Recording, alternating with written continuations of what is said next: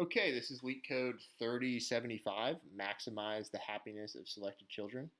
So you are given an array happiness of length n and a positive integer k. The array happiness represents children standing in a queue, where each index of the array represents the current child's happiness levels. And you're also given a value k. This represents the amount of rounds that we're going to take in selecting children. And our objective is to return the maximum sum of the happiness values of the selected children you can achieve by selecting k children in k rounds.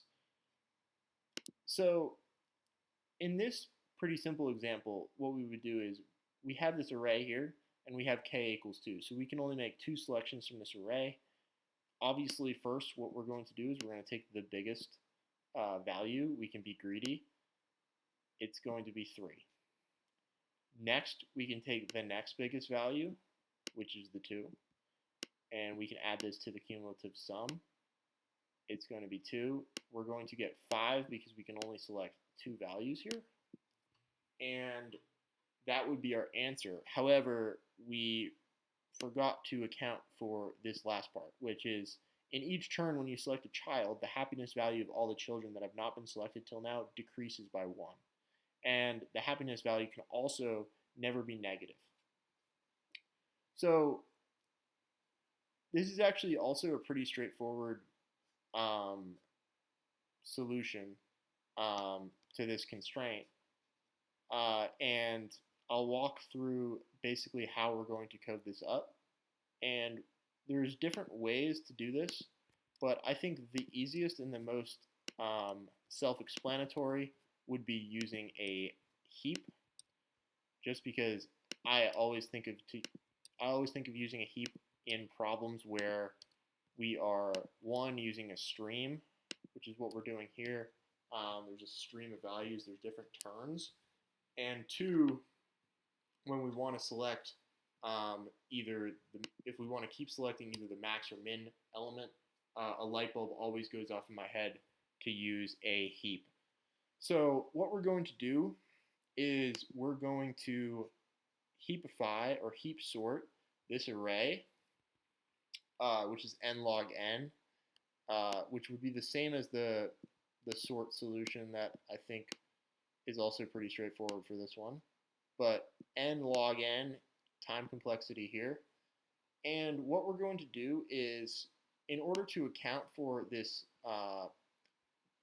when we need to decrement each value by 1 after each turn, what we're going to do is once we heapify this array, we're going to just set up a basic for loop where we're going to loop through every value in this in k, and we're going to use I to do that. And obviously I is equal to 0 at the start of any Python or any other language's for loop for the most part. And we're going to then, every time we heap pop from the array, we are going to decrement our value by I, and then we're going to also just have one check just to make sure that the value is not 0, or not less than 0. So, because if it's less than 0, we're just going to have to add 0 to our sum. So we're going to keep it running sum, same as before, and when we pop from the heap, we're still going to get this 3 here when we pop from the heap, and we're going to add 3 minus I, and in the first iteration of the loop, I will be equal to 0, so it'll just be 3, and then we're also going to add, or I guess we're also going to just add a 2, because that's the next greatest value in the heap. We're using a max heap, by the way, obviously, and we're going to decrement this by 1, because I will be at that point in the for loop where we will decrement it by 1. In the second time, we're going to end up getting 4 as our output for this one. So pretty straightforward. Let's jump right into the coding solution now.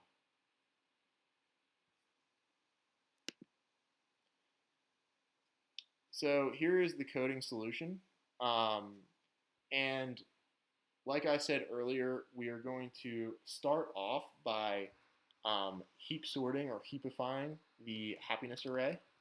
And we can do that by using the heap queue library. And once we heapify the happiness array, we're primed to be able to pop the smallest value. And I just completely forgot that we actually are going to need to edit the happiness array and make this a max heap. So we're going to have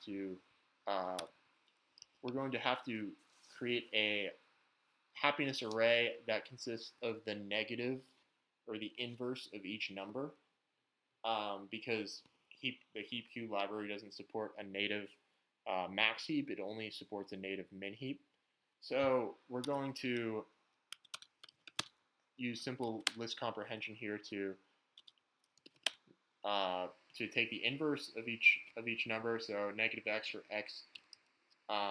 for x in happiness, and we are going to heapify that. And we're just going to have to remember to account for the negative numbers when we go through. And then all we're going to do is we're going to loop through for I in the range of k. Remember, we're going to obviously have to start off at I equals 0, because for the first pop, we're going to need to subtract by 0. We can just subtract by 0. And the last thing we're going to add is just a result, and we're going to initialize that to 0. We're going to just keep a running count there, and at the end we can just return that. And so for each iteration in k, we are going to